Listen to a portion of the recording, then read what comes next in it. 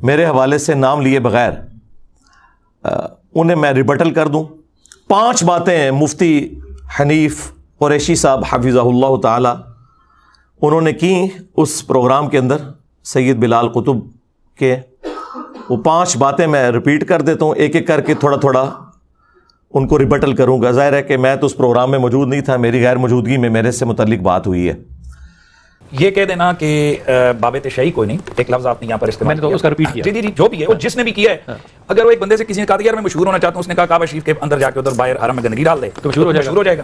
بات یہ کہ اب یہاں پر عالم اسلام کی اتنی قداور شخصیات موجود ہے پاکستان کے اندر کہ جناب ان ادھر تک پہنچنے کے لیے نا مزید 100 سال محنت کرنی پڑے گی تو پھر کوئی پہنچے گا. راستہ ایک ہی تھا کہ آدھا ادھر کو ہٹ کرو, آدھا ادھر کو ہٹ کرو, آدھا ادھر کو ہٹ کرو, اور زبان بدتمیزی سے یہ کہہ دو جی کہ باب شیع کوئی نہیں. حالانکہ بندہ یہ دیکھے کہ جن بابوں پر تم ہٹ کر رہے ہو, بخاری مسلم ترمذی ابن ماجہ پڑھ کے, تو یہ بخاری کون ہے, یہ بھی تو بابا ہے, ترمذی کون ہے, یہ بھی تو بابا ہے. وہ ہر بات جو تم آج ان بابوں کے اوپر اٹیک کر رہے ہو وہ ساری ان محدثین کے ساتھ ہیں. لہٰذا ہماری جب بھی ہم بابا کہہ رہے ہوتے ہیں تو بابے سے مراد یہ چرسی بھنگی لوٹر فنٹر نہیں ہوتے ہیں. اب اگر کوئی فوجی کے روپ میں, کل ایک میجر صاحب کے وہ وردی میں انہوں نے جناب 60 من چرس پکڑی گئی, تو اب آپ بریکنگ نیوز چلائیں کہ فوجی کی بھائی فوجی نہیں ہے, اس نے وردی میں نہیں ہوئی ہے. اسی طرح اگر کوئی بابے کے ڈھنگ میں روپ میں آ کر اسلام کی دھجیاں اڑا رہا ہے تو قابل مذمت ہے. ہم ان بابوں کا احترام کرتے ہیں کہ جن بابوں نے اسلام کی خدمت کی ہے. ایک بابے نے ہندوستان کے اندر آ کر 90 لاکھ کو کلمہ پڑھایا, تم کتنوں کو پڑھاتے ہو؟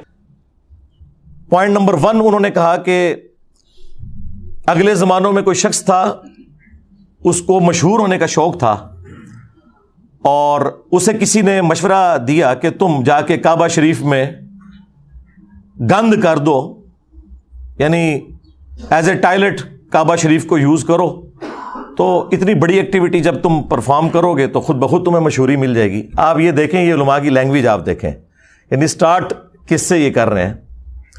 گند تمہارے بزرگوں نے ڈالا. جو شخص پچھلے 12-13 سال سے پچھلی 12-13 صدیوں کا گند صاف کر رہا ہے, اسے یہ تانا دے رہے ہو کہ وہ گند کر رہا ہے. کبھی یہ کہتے ہو کہ یہ بیٹھتا ہی گندی مکھی کی طرح گند پہ ہے, تو یہ بھی بتایا کرو یہ گند تمہارے بزرگوں کا پھیلایا ہوا تھا, ہم وہاں بیٹھتے ہیں اس گند کو صاف کرنے کے لیے. چاٹ تو تم لوگ رہے ہو پچھلے 1200-1300 سال سے, کسی کی جرت نہیں ہوئی کہ اس سسٹم کو چیلنج کرو. تو انہوں نے اب یہ لفظ استعمال کیا کعبے میں گند. بھائی حنیف قریشی صاحب, گند انہوں نے ڈالا جنہوں نے چشتی رسول اللہ کلمہ پڑھوایا. ہاں, اور آج جب ہم نے یہ بات کی ہے تو کہتے ہو یہ الحاقی عبارتیں ہیں, بعد میں کتابوں میں داخل کر دی ہیں. تم لوگ تو مناظرے کرتے رہے ہو شتیہات کے نام کے اوپر.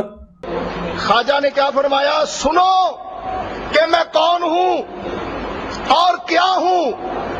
محمد الرسول اللہ صلی اللہ علیہ وسلم کے دربار کے کمینے غلاموں میں سے ایک ہوں, کمینے غلاموں میں سے ایک ہوں, کمینے غلاموں میں سے ایک ہوں. اور دوسری طرف یہ لوگ ہمیں بتایا کرتے تھے کہ با خدا دیوانہ باش با محمد ہوشیار, دیوانگی صرف اللہ کے لیے چلے گی, محمد صلی اللہ علیہ وآلہ وسلم کے لیے دیوانگی میں بھی کوئی بات کی تو آپ کی گستاخی کی تعویل بھی نہیں ہوگی. تو بھائی یہ جن بزرگوں کے دفاع میں آپ اترے ہو, انہوں نے رسول اللہ کی شان پہ ڈاکہ مارا ہے, ختم نبوت کے اوپر ڈاکہ مارا ہے. تمہیں ختم نبوت کے نام کے اوپر صرف قادیانی یاد آتے ہیں. غلام احمد قادیانی دجال, اس نے تو ختم نبوت پہ ڈاکہ مارا شراب کو شراب کہہ کے, اور تمہارے بزرگوں نے اسی شراب کو انگوروں کا جوس کہہ کے پیا اور رحمت اللہ علیہ ہو گئے, اور وہ لعنت اللہ علیہ ہو گیا. لیکن یہ اب تمہاری بادشاہی زیادہ عرصہ نہیں چلے گی. تو یہ چشتی رسول اللہ جو ہشت بہشت میں ہے, جس کا میں نے 20 دفعہ پوسٹ مارٹم کیا ہے, ایک ایک چیز کا جواب دیا ہے. اب ان کے پاس چونکہ جواب ختم ہو گئے تھے تو اب یہ کہہ رہے ہیں کہ یہ بعد میں کتابوں میں چیزیں داخل ہو گئی ہیں. تو پھر ہم یہ پوچھیں گے کہ یہ پہلے آپ کو کیوں نہیں پتا تھا؟ کچھ عرصہ پہلے تک تو آپ لوگ دفاع کر رہے تھے, اور بلکہ بڑے فخر سے بتاتے تھے کہ وہ حضرت صاحب نے تو اس واقعے کے اینڈ پہ کہا کہ میں نے صرف آزمائش کے لیے کلمہ پڑھوایا تھا. تو کیا ابو بکر, عمر, عثمان و علی رضی اللہ عنہم اجمعین وعلیہم السلام اجمعین آزمائش کے لیے کلمے پڑھایا کرتے تھے اپنے ناموں کے؟ اور کہتے ہیں دیکھیں ان میں کتنی عاجزی ہے. اینڈ پہ انہوں نے کہا میں کیا ہوں, محمد رسول اللہ کے کمینے غلاموں میں سے ایک غلام ہوں. کمینے ہی نکلے آج، کمینیا، کمینے غلاموں میں سے ایک ہوں. میرے نبی سا ہے ہی کوئی نہیں، تیرے بابے تھے شے ہی کوئی نہیں. شرم کی انتہا ہے. عزتیں اویل کی ہیں تم نے اللہ اور اس کے رسول کے نام کے اوپر، چندے اکٹھے کر کے جائیدادیں بنائی ہیں تم نے اللہ اور اس کے رسول کے نام کے اوپر عز وجل و صلی اللہ علیہ وآلہ وسلم. سواریاں سوار کی ہیں تم نے مکے اور مدینے کا نام لے کر، اور پھینکی ہیں اجمیر میں، بغداد میں، لاہور میں، دیوبند شریف میں، بریلی شریف میں. غدار ہو تم لوگ اپنے پیغمبر کے صلی اللہ علیہ وآلہ وسلم. تو اس قسم کے یہ لوگ بہانے بناتے تھے. تو میں نے پورا پوسٹ مارٹم کیا، اور کچھ عرصہ پہلے تک یہ لوگ مناظرے میں باقاعدہ دفاع کرتے رہے.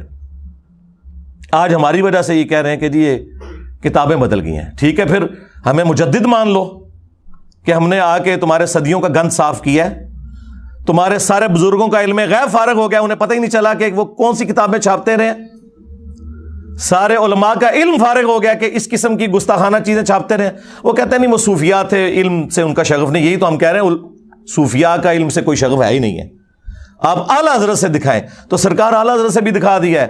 اعلیٰ حضرت نے فتاوی رضویہ کے اندر جس کتاب کے بارے میں جھوٹا کلیم کیا کہ یہ رسول اللہ کی بارگاہ میں مقبول ہے، 7 سنابل 7 چشتیہ کے بزرگوں کا، ایک سمجھ لے ملفوظات یا ان کے حالات و واقعات، جس طرح وہ ہشت بہشت 8 بزرگوں کا ہے.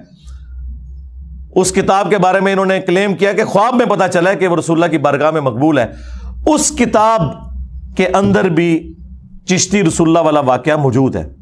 وہ فارسی میں تھی، اردو میں بھی پرنٹ ہوئی ہوئی ہے، اور یہ خود پرنٹ کر رہے ہیں. اعلیٰ حضرت کے زمانے کی پرنٹنگ بھی موجود ہے. اگر تو اعلیٰ حضرت کو پتا تھا کہ اس کتاب میں یہ گند ڈلا ہوا ہے تو پھر اعلیٰ حضرت اس جرم میں برابر کے شریک ہے. اگر اعلیٰ حضرت کو بچانا ہے تو کہہ دو کہ ان کو پتہ ہی نہیں چلا. یہی تو ہم کہہ رہے ہیں کہ تمہارے کسی بزرگ کو کچھ پتہ نہیں چلا. تم لوگ کہتے ہو کہ ہمارے بزرگ دلوں کا حال جانتے ہیں. یہ سب جھوٹ تھا.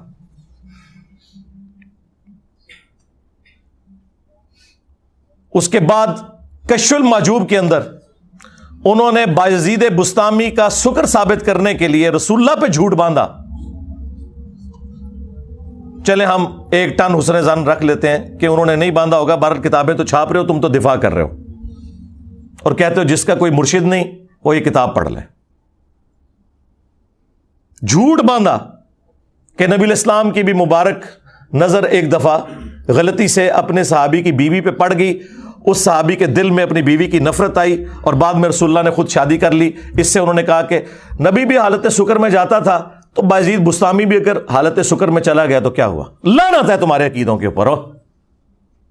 اور پھر کہا کہ جو جنید بغدادی کا صاحب تھا، یعنی وہ جان بوجھ کر نگاہ ڈالنا، تو اس کی مثال تو حضرت داؤد علیہ السلام کی سی ہے. ان کی بھی نگاہ پڑی اپنے صحابی کی بیوی پر جب وہ چھت پہ نہا رہی تھیں. وہ پورا واقعہ جو ٹیمپرڈ تورات کے اندر لکھا ہے وہ انہوں نے کوٹ کر کے کہا کہ اس پھر عورت کے خامند کو حضرت داؤد علیہ السلام نے جنگ میں آگے بھیج کے قتل کروا دیا. آگے جائے گا تو قتل ہوگا، اور خود اس کی عورت سے شادی کر لی. جی یہ ہیں جی بزرگوں کی خدمات، جس کو کہہ رہے ہیں انجینئر صاحب گند کر رہے ہیں. گند تو اڈے وڈیا نے پایا، جڑا صاف کر رہے ہیں انہوں کہہ رہے ہو گند پا رہا ہے. شیم آن یو. اور پھر تیسرا ان کا بابا تذکرۃ الاولیاء والا، جو انٹرنیشنل بابا ہے، پوری دنیا میں بابوں کے ساری سٹوریاں اس نے پھیلائی ہیں، فرید الدین عطار، جسے منگولوں نے قتل کیا تھا. ہاں تو فرید الدین عطار نے بایزید کے چیپٹر میں لکھا بایزید بسطامی کی معراج، اور دعویٰ کیا جس طرح انبیاء میں رسول اللہ کو معراج ہوئی ہے، بابوں میں اس کو ہوئی ہے. یعنی ابو بکر، عمر، عثمان و علی کو معراج نہیں ہوئی ہے، ان کے بابے کو ہوئی ہے. اب مجھے بتائیں، صحابہ کی گستاخی تو یہ خود کرتے ہیں، انبیاء کی گستاخی تو یہ خود کرتے ہیں، اور کہتے ہیں کہ یہ گند ڈال رہا ہے انجینئر.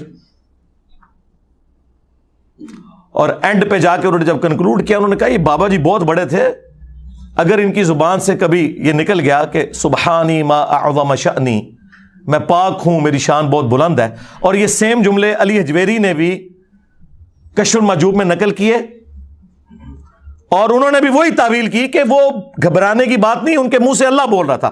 اور ظالموں، ہمارا یہ عقیدہ تو رسول اللہ کے بارے میں بھی نہیں ہے، ان کے بارے میں بھی ہمارا عقیدہ ہے وما ينطق عن الهوى ان هو الا وحی یوحى. نبی اپنی خواہش نفس سے کچھ نہیں کہتے، وہ کہتے ہیں جو اللہ ان کو وحی کرتا ہے. ہم یہ نہیں کہتے کہ رسول اللہ کے منہ سے اللہ بولتا ہے.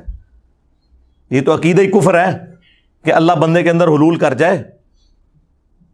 وہی نازل ہوتی تھی. چلیں اس کی وہ تعویل کر لیں گے کہ تو اللہ کی ذات کے بارے میں. اور آگے انہوں نے لکھا کہ وہ کہا کرتے تھے لیوائی اعظم من لوائی محمد. جبکہ ان سے پوچھا گیا کہ بتائیے کہ قیامت کے دن لوگ کس کے جھنڈے کے نیچے ہوں گے، انہوں نے آگے سے کہا کہ میں اللہ کی قسم اٹھا کے کہتا ہوں نعوذ باللہ کہ محمد اور تمام انبیاء اور تمام مخلوقات قیامت کے دن میرے جھنڈے کے نیچے ہوں گی. یہ کون کہہ رہا ہے؟ بایزید بستامی. اور وہ فرید الدین عطار لکھتا ہے کہ گھبرانے کی بات نہیں ہے، اللہ کا جھنڈا تو محمد کے جھنڈے سے بڑا ہی ہوگا نا.